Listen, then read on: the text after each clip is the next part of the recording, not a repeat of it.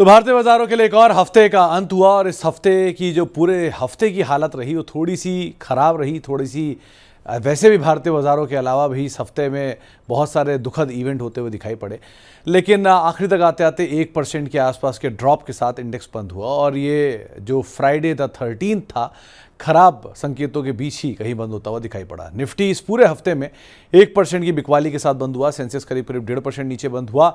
Mid cap index भी 1.5% नीचे बंद हुआ। स्मॉल कैप इंडेक्स में भी 1.25% के आसपास की बिकवाली देखने को मिली। हालांकि इस पूरे हफ्ते आईटी एक स्टार परफॉर्मर के तौर पर निकल कर आया, 3% की तेजी के साथ बंद होता हुआ दिखाई पड़ा और निफ्टी बैंक करीब 2% की बिकवाली यहां पर भी आते हुए दिखाई पड़ी। तो यहां पर भी थोड़ा सा प्रेशर आता हुआ दिख रहा। इसके अलावा निफ्टी के बढ़ने वाले शेयरों में टेक महिंद्रा 5.5% की तेजी में रहा इस पूरे हफ्ते के दौरान। ओएनजीसी 4.5% ऊपर रहा। विप्रो 5% ऊपर रहा और एचसीएल टेक करीब 3.5% की तेजी यहां पर भी आते हुए दिखाई पड़ी।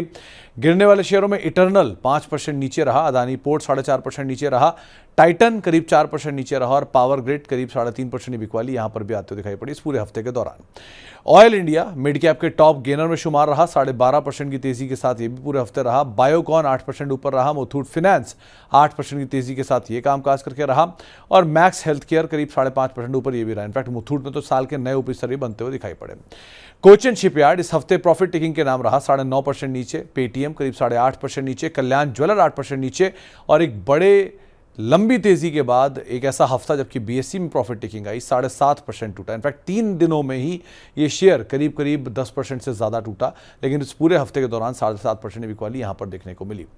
स्मॉल कैप साइड पर मनापुरम 13% ऊपर। मुथूट की तर्ज पे यहां पर भी तेजी, क्योंकि गोल्ड में तेजी है तो गोल्ड फाइनेंस कंपनियों में भी तेजी है। नारायण हृदयालय नए हाइस पे पहुंचा 9.5% की तेजी के साथ। रिलायंस पावर एक स्टार परफॉर्मर बनकर निकला, 9% का उछाल और इन्वेंचर नॉलेज करीब 8.5% की तेजी यहां पर भी बनते हुए दिखाई पड़ी।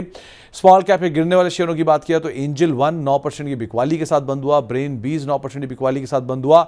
इरकॉन इंटरनेशनल 7.5% नीचे बंद हुआ और आईएक्स करीब 7.5% की बिकवाली यहां पर भी आते हुए दिखाई पड़ी इस पूरे हफ्ते के दौरान। इसके अलावा ओरेकल फाइनेंशियल ये आईटी का लीड परफॉर्मर रहा। आईटी इस हफ्ते 3% चला जबकि ओरेकल फाइनेंशियल 8% चला। टेक महिंद्रा 6%, विप्रो 4.5%, एलटीआईएम करीब 4.5% तेजी यहां पर भी आते हुए दिखाई पड़ी। इसके अलावा फार्मा दूसरा आउट परफॉर्मर रहा, 1.5% की तेजी यहां देखने को मिली। इसमें बायोकॉन 7.5% ऊपर, नेटको फार्मा 6.5% ऊपर और ग्लेनमार्क फार्मा करीब 5% की तेजी के साथ इस हफ्ते में ये भी क्लोज होते हुए दिखाई पड़े। यह हफ्ता खराब रहा रियल्टी के नाम, 3% की बिकवाली देखने को मिली, जिसमें ब्रिगेड 7.5% टूटा, शोभा 7% टूटा, अनंतराज इंडस्ट्रीज 5.5% टूटा और लोधा करीब 4% की बिकवाली यहां पर भी आते हुए दिखाई पड़ी इस पूरे हफ्ते के दौरान। इसके अलावा पीएसयू बैंकिंग बास्केट में जहां पर थोड़ी सा प्रेशर देखने को मिला, इसमें 2.5% की बिकवाली रही। आईओबी 5.5% नीचे रहा, यूको बैंक 5% नीचे रहा, यूनियन बैंक 4.5% नीचे रहा और सेंट्रल बैंक करीब 4.5% की बिकवाली यहां पर भी आते हुए दिखाई पड़ी। इस पूरे हफ्ते में एफएमसीजी पैक में प्रेशर रहा 2.5% की, इसमें टाटा कंज्यूमर 3.5% नीचे, डाबर 3% नीचे, एचयूएल 3% नीचे और कोलगेट 2.5% की बिकवाली यहां पर भी आते हुए दिखाई पड़ी।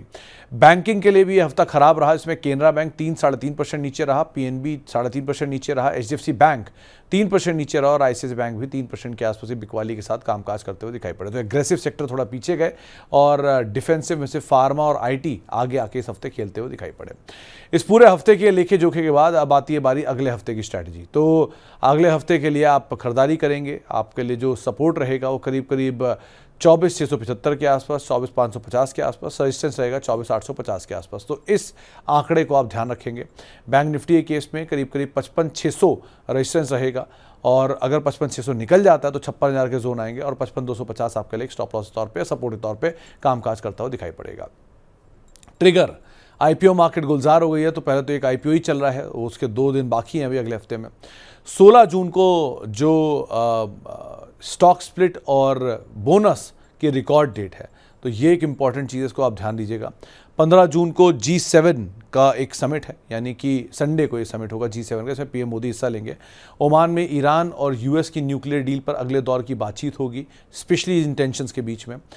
16 जून यानी मंडे को बजाज फाइनेंस का तो कामकाज होगा ही, प्लस चीन के आईआईपी के रिटेल बिक्री के आंकड़े, बेरोजगारी दर के आंकड़े आएंगे, भारत के डब्ल्यूपीआई महंगाई दर के आंकड़े आएंगे, जेएलआर की एक इन्वेस्टर मीट भी है, प्लस एक आईपीओ बंद भी होगा और अगले हफ्ते कई सारे आईपीओ भी होंगे। 17 जून को ओसवाल पंप का आईपीओ बंद होगा, 17 जून को रिटेल बिक्री के आंकड़े आएंगे, 17-18 जून को यूएस फेड की ब्याज दरों पर बैठक है, क्या फैसला आता है इंपॉर्टेंट है, और 19 जून को बैंक ऑफ इंग्लैंड की एक पॉलिसी के ऊपर भी बैठक है। तो ऐसे बहुत सारे इवेंट अगले हफ्ते लाइंड अप हैं, स्पेशली मैक्रो साइड पर, लेकिन स्टॉक स्पेसिफिक स्टोरी होगी और ईरान और इजराइल की टेंशन किस करवट रुख लेती है, क्रूड की तेज़ी कैसी होती है, ये सब चीज़ें भी बहुत हद तक बाजार की दिशा दशा तय करने वाले हैं।